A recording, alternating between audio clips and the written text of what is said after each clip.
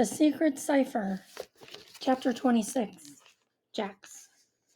My hands were shaking. This was crazy. I was about to hack into a security system that had been designed by my own father. Mom would totally kill me if she ever found out.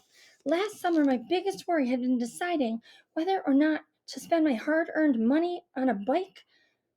Things sure changed quickly. I held the phone close to the wall, watching it as it searched for a Wi Fi signal. Then four bars appeared. BMFA security. Woohoo! I shouted. You okay in there? A lady asked. Oops, I'd forgotten that there were still people in line for the toilets. Yes, I said I'm fine. Just relieved. Yeesh. Why had I said that? Oh well, there were other things to worry about than having a bunch of strangers think I was pooping. I tried to log into the system, but it asked for the code. This was it. I began to type. Unlock love with a Oops, with a My thumbs felt like they were made of dough. I was shaking so much I couldn't control where they landed. So I closed my eyes and took a deep breath, reminding myself what was at stake. The urn of love might have been the smallest of the urns, but it seemed to me that of all the things that could get sucked from your soul, love would be the worst. If I didn't love Ethan or Tyler, I wouldn't be worried about them getting caught. If I didn't love Great Aunt Juniper, I wouldn't be trying to protect her. If I didn't love my mom, I wouldn't worry about upsetting or disappointing her. If I didn't love myself, I wouldn't care about anything. If no one cared, people like Ricardo could do whatever they wanted. And now there was someone new in my life, my father. I didn't know him very well, but there was a chance that I'd come to care about him too, maybe even love him. Unlock love with a kiss. I held my breath. Nothing happened. I read the code. It was spelled correctly. Why wasn't it working? Another toilet flushed. Had I done something wrong? Then the lights flickered. Chapter 27, Ethan. Fact. No time for facts. The lights blinked. The phone rang. It's disabled, Jax's voice said. She was whispering. I heard a toilet flush. You have 15 minutes. 12, I pointed out. Gripping the lever and expecting a siren to blare, I opened the door. Then I slipped inside and shut the door behind me. It was dark in there. I felt along the wall until my fingers rested on a switch. Click. Two fluorescent bulbs turned on, and I found myself face to face with an Egyptian statue. I gasped. What happened? Jax asked. Are you okay? No, I'm not okay, I said as I looked around the room. It was as cluttered as Jax's garage, but without the My Little Pony swimming pool. I was supposed to be the distraction, but the Bartlett head wasn't in the gallery, so everything got messed up.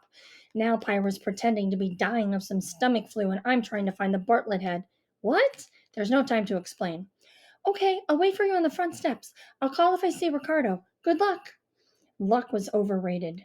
At least that's what I'd always thought. I stuck the phone in my pocket and scanned the room. There were two tables cluttered with clay pots, jars, and tools. Crates and sawdust were scattered around the floor. Empty frames leaned against the wall. I nearly tripped on a marble vase. Just as I started to sweat, I saw it. The small stone head sat on a counter next to an empty Starbucks cup. Aphrodite's face stared at me. She looked bored, like was tired of being in this museum. I wondered if she looked like this in real life. My world was real life, but her world was real life too. And if I wasn't successful, the two worlds would collide in a disastrous way. I picked up the head and turned it upside down. Where was the urn? I felt along the bottom, looking for a release mechanism or a crack, anything that might open a secret compartment. I pressed my fingers over her face, her hair, the back of her head. Then I turned her over. There it was. The bottom of the neck slid to the side. I reached with two fingers and pulled out a tiny clay pot. The urn of hope had been painted black with white swirls. This urn was bright red, the color of fresh blood or the color of a valentine. As I touched the magical urn, I expected the strange voice to fill my head, but nothing odd happened. Then I remembered how Juniper had explained the sensation to us. She and Jax had both touched the urn of hope and could hear its voice because they were female. The urns had been created for a girl, so it sought a girl's protection. But holding the urn had no effect on me. It simply felt like an ordinary clay pot. As I stood, holding the tiny artifact, the moment felt suspended in time. My science brain whispered to me, Go on, open it. It's a clay urn. There's no way it can drain love from people. That's scientifically impossible. Everything you've seen up to this moment has been illusion or delusion. A scientist can find the rational explanation. There's always rational explanations. But now I knew the truth was bigger, for there are also mysteries and magic and luck. So I closed Aphrodite's head, set it upright, and headed for the door. With the urn hidden in my hand, I hurried into Gallery 211. 5 guards and a bunch of tourists were gathered around Pyra, who was moaning like she was possessed by demons. She's having a seizure, someone said. Maybe she's got food poisoning, someone else guessed. I waved at Tyler. He nodded, then grabbed Pyra's hand and pulled her to her feet. I am cured, she said to the crowd. She pushed hair from her eyes and smoothed her dress. Thank you for your assistance, she politely told the guards. Then she and Tyler pushed through the onlookers and followed me out of the gallery. I wanted to run, but that would look suspicious. But I walked as quickly as I could, the little urn clasped within my fingers. Hey! Our guard called out. The ambulance is on the way. You should see a doctor. We'll go see our family doctor, Tyler called. Thanks again. I was halfway down the staircase. Pyra was at my heels. When I reached the ground floor, I looked back. Tyler was close behind. The security guard stood at the top of the staircase, her hands on her hips, a very concerned look on her face. Keep moving, Pyra whispered to me, tugging on my arm. We joined the other patrons who were heading toward the exit. No alarms had gone off. We were almost there. But wait, this had been too easy. Tyler said there were always 3 obstacles. I'd slipped into the maintenance room and slipped out undetected. Was our quest complete, or would something else stand in our way? Adrenaline coursed through my veins as I charged outside. This was undeniably the most stress I'd felt in a long time.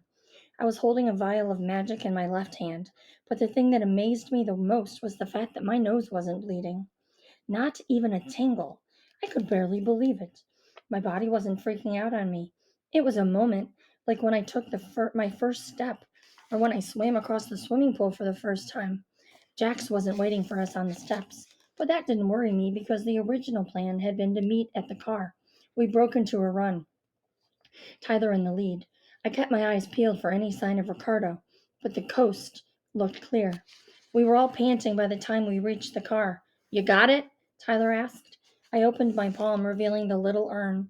Pyra was about to reach for it when Tyler asked, Where's Jax? I closed my fingers.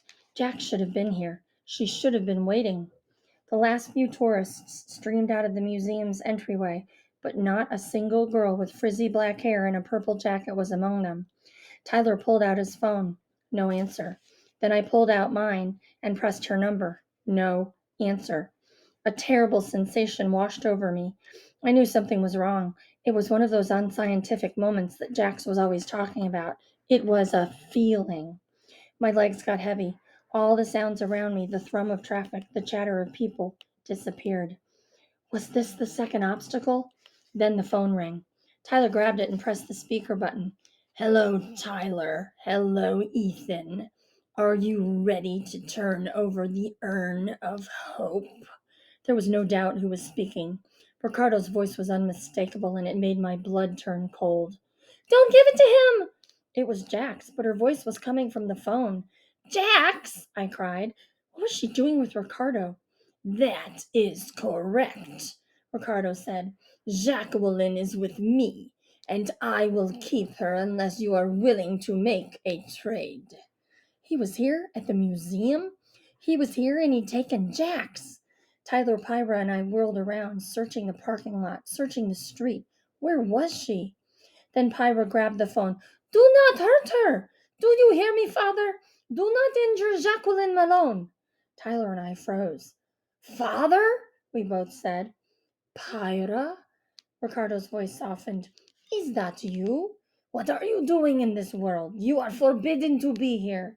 You are breaking Zeus's law. Tyler and I looked equally shocked, our eyes wide, our mouths hanging open. Ricardo and Epimetheus were the same person?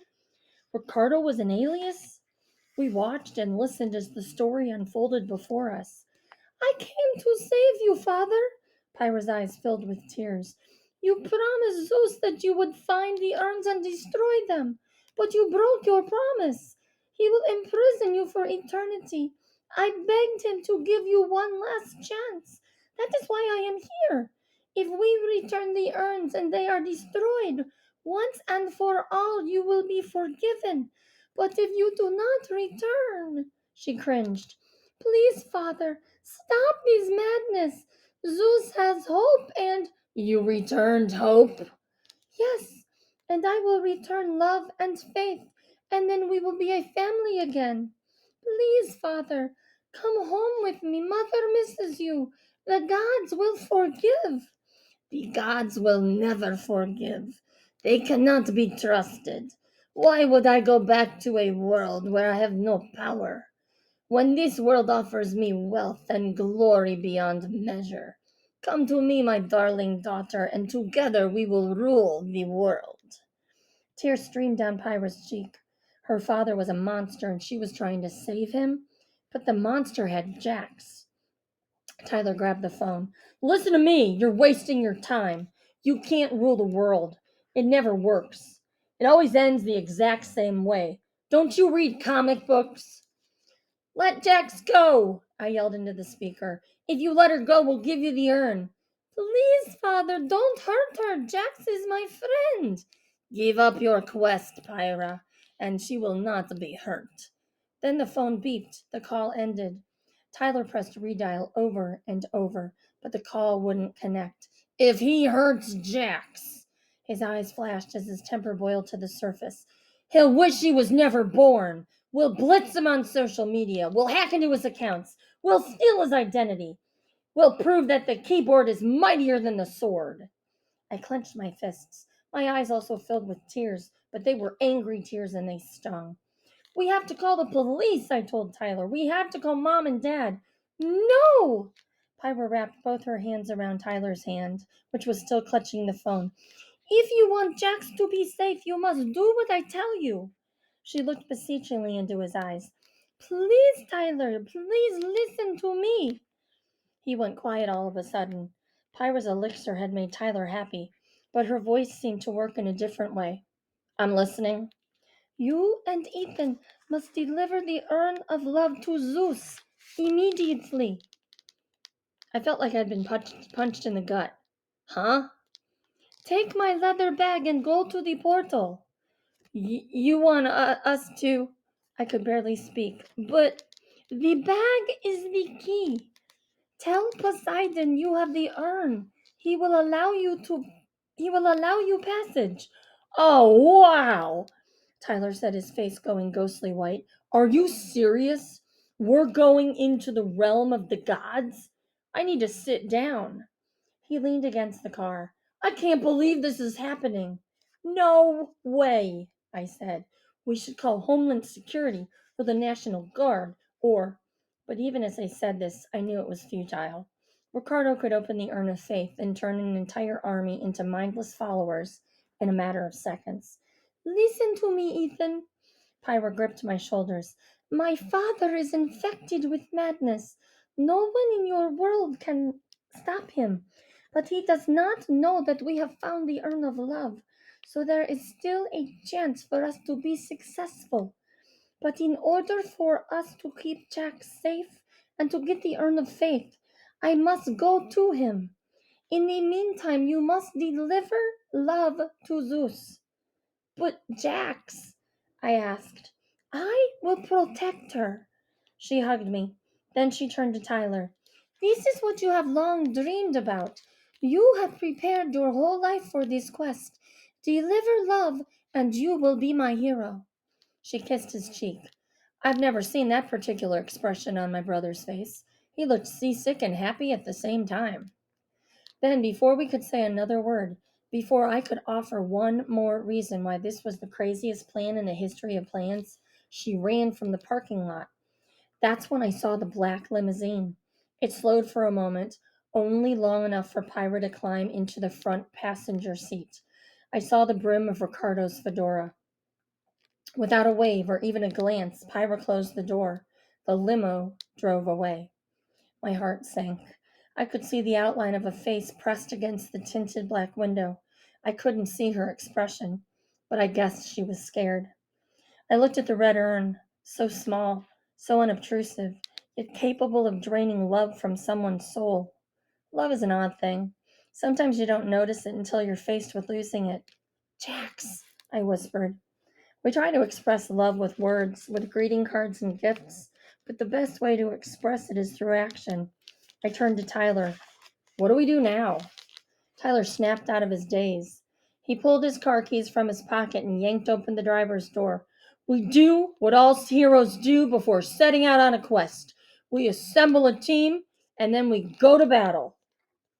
Chapter 28, Tyler. Report number 572B, filed by Tyler Hotch, Team Captain. Mission: Quest to return Urn of Love to Zeus. Rescue Jax Malone from an insane criminal and save the world. Team members: Ethan Hotch, promoted from technical officer to second in command. Time: now. Location: Boston, Massachusetts. To be continued. The end.